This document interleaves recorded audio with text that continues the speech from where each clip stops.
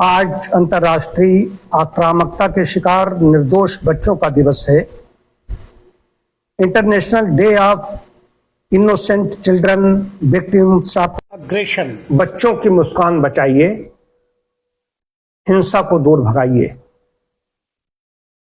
निर्दोष बचपन पर हिंसा सभ्यता के लिए एक चुनौती। इसमें मैं स्वयं अपने को प्रस्तुत कर रहा हूं, अपने बालकाल में प्रवेश कर रहा हूं। आप सबको मैं कहानी बताता हूं। मैं युद्ध का शिकार नहीं हुआ, ऐसा नहीं, लेकिन हिंसा से मतलब है बच्चों पर कैसे समाज में जिस परिवेश में हम रहते हैं वहां पास पड़ोसियों द्वारा कैसे हिंसा की जाती है, आपको मैं बताऊं। मैं 14 वर्ष का था, कक्षा 9 में पढ़ता था। मेरी उसी आयु में मेरे पिताजी का निधन हो गया। घर में मेरी माताजी, मेरी मुझसे छोटी बहन और मैं, 3 लोग थे। मुझसे बड़ा न कोई चाचा न कोई ताऊ, ऐसा कोई संरक्षक नहीं। इसी बीच में पड़ोसी ने आक्रमण करके हमारे घर के सामने शौचालय बना दिया। शौचालय बना दिया। अब मैं आर्थिक रूप से कमजोर हूं, सामाजिक रूप से भी जो हमारी प्रतिष्ठा ऐसी कोई नहीं है, इसलिए मैं कमजोर। अगर ऐसा होता तो पड़ोस में बनाता क्यों?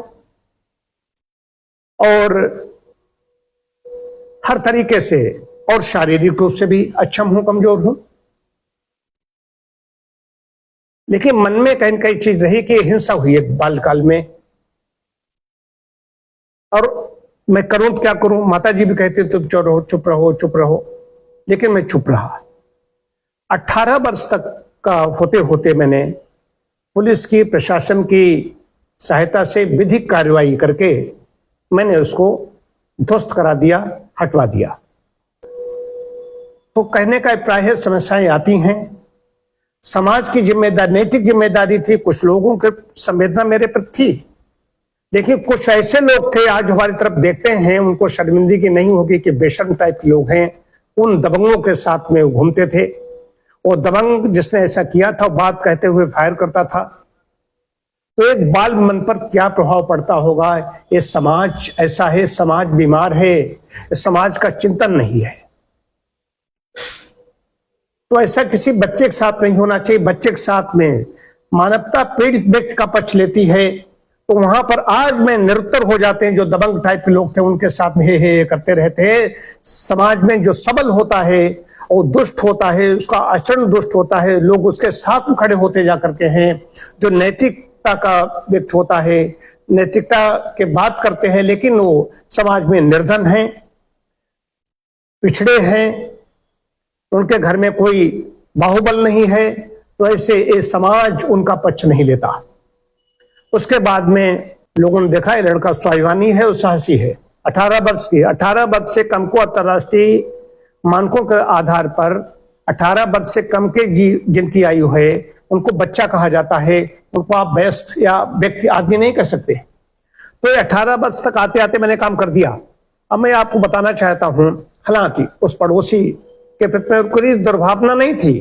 ये नहीं था उन पर कोई दुख का पहाड़ टूट पड़े, लेकिन उन पर दुख का पहाड़ टूट पड़ा कि मैं मानवतावादी व्यक्ति हूं।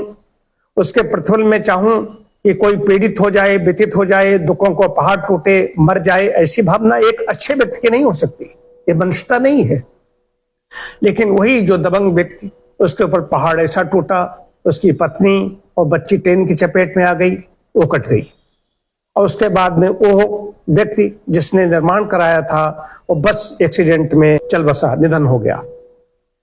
मतलब कि मैं उसके निधन से दुखी हूं, ऐसा मतलब कोई अब सब लोग स्वीकार करें। आजकल मैं सत्यनिष्ठ हूं, किसी का डर नहीं है, कोई किसी का भय नहीं है।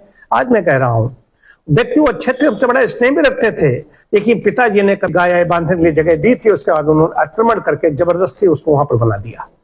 शौचालय बनाना किसी के घर के सामने ये बहुत ही कितना गलत होगा, स्वयं लोग समझे, मैं उन पर छोड़ता हूं। लेकिन अगर आज मेरे सामने, मैं तो पहले से भी ऐसी कहानियां सुनकर निकला हूं। माँ की मतलब कि गोद में लेट करके रात को सुनता था। नैतिकता की शिक्षा है, साहस है, चरित्र है, अपरिग्रह है, चोरी न करना है, अस्तेय है, इन सब चीजों को सुनाता। हरिश्चंद्र जैसी श्रवण कुमार की कथा सुन करके निकला हूं, वीरों गाथाएं सुनता था, तो वो चीजें जीवन में है। कहीं पर भी कोई बच्चा है, कहीं कोई अगर सताया जा रहा है, तो मैं उसकी नैतिक जिम्मेदारी मानता हूं। मेरे पर आता है तो मैंने कई बार ऐसा कहा है, हमने तुमसे नहीं, तब लड़ाई मेरी हो गई है। और जहां लोगों ने देखा, गांव में भी ऐसा हुआ, हमने किसको आप सता नहीं सकते। अब ये नहीं, कोई भी ऐसा हो तो मेरी चलते रास्ते में भी अननेसेसरी, अनावश्यक किसी को, बड़े लोग होते हैं वो छोटे को ऐसे ही डांटते हैं, प्रताड़ित करते हैं, तो अंदर से आपके अंदर करुणा उत्पन्न होती है, नहीं होती उनके लिए, उनके प्रति संवेदना और करुणा नहीं जागृत हो रही है, तो आप मनुष्य कहलाने लायक नहीं है। तो ये समाज है, ये समाज बीमार है।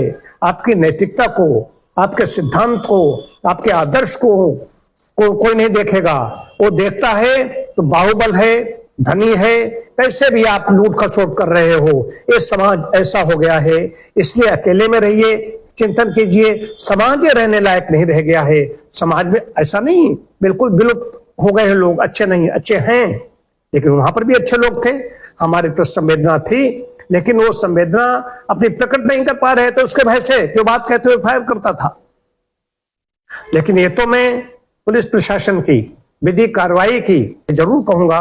परमात्मा ने मुझे ऐसी बुद्धि थी, उससे कार्रवाई हुई और लोगों ने तालियां भी बजाई। बाद में लोगों ने कहा कि है लड़का ये साहसी। तो इन बच्चों को भी, समाज में ऐसे बच्चे हैं, उनको भी मैं प्रेरणा लेनी चाहिए कि समस्याएं आती हैं, रहती हैं, उस धैर्य रखना चाहिए।